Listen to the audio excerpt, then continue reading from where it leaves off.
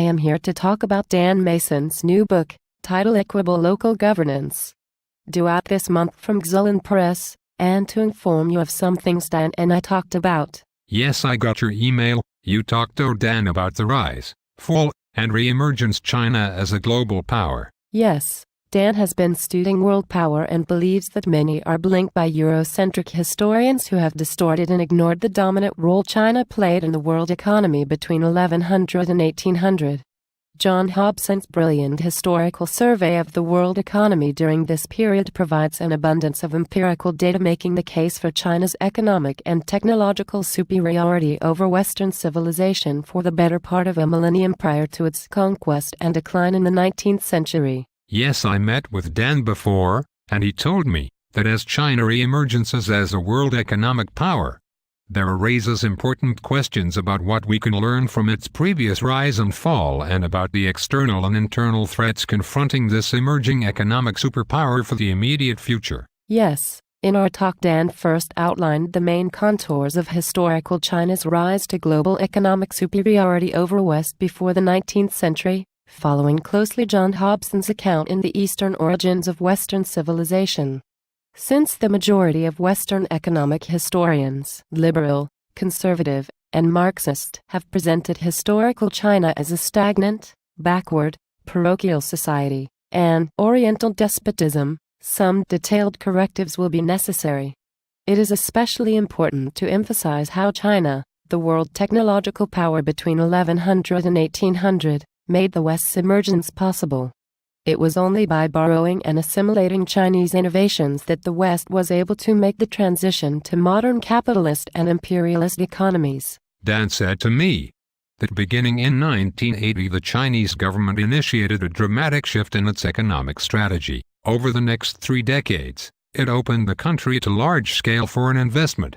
It privatized thousands of industries and it set in motion the process of income concentration based on a deliberate strategy of recreating a dominant economic class of billionaires linked to overseas capitalists.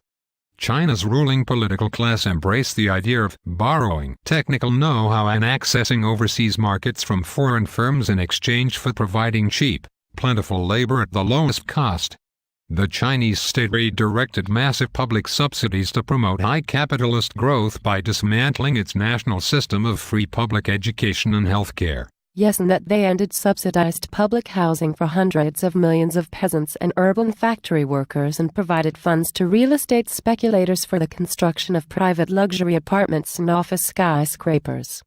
China's new capitalist strategy as well as its double-digit growth was based on the profound structural changes and massive public investments made possible by the previous communist government. China's private sector takeoff was based on the huge public outlays made since 1949. Yes, and that the triumphant new capitalist class and its Western collaborators claimed all the credit for this economic miracle as China rose to become the world's second largest economy. This new Chinese elite have been less eager to announce China's world-class status in terms of brutal class inequalities, rivaling only the U.S. Dan says that China has nothing to compare with the U.S. overseas security apparatus because it practices a policy of non-interference. Given the advanced state of the Western imperial offensive, China has taken only a few diplomatic initiatives, such as financing English-language media outlets to present its perspective, using its veto power on the UN Security Council to oppose U.S. efforts to overthrow the independent Assad regime in Syria, and opposing the imposition of drastic sanctions against Iran.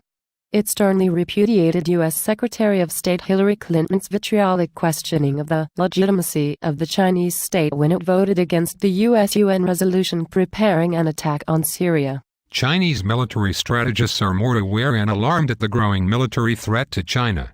They have successfully demanded a 19% annual increase in military spending over the next 5 years, 2011 to 2015. Even with this increase, China's military expenditures will still be less than 1/5 of the U.S. military budget, and China has not one overseas military base in stark contrast to the over 750 U.S. installations abroad. Overseas Chinese intelligence operations are minimal and ineffective.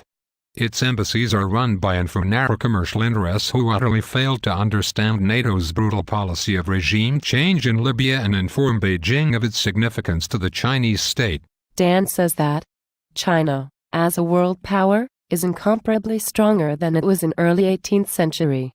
The U.S. does not have the colonial leverage that the ascendant British Empire possessed in the run-up to the Opium Wars.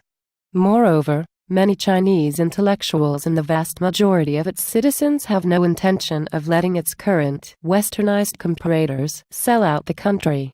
Nothing would accelerate political polarization in Chinese society and hasten the coming of a second Chinese social revolution more than a timid leadership submitting to a new era of Western imperial pillage. So you and Dan had a great talk, I see.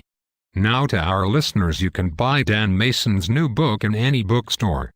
Just ask for Equable Local Governance. The book is first-rate and is about the failed war on drugs. Get your copy today. Thanks for tuning in. Goodbye.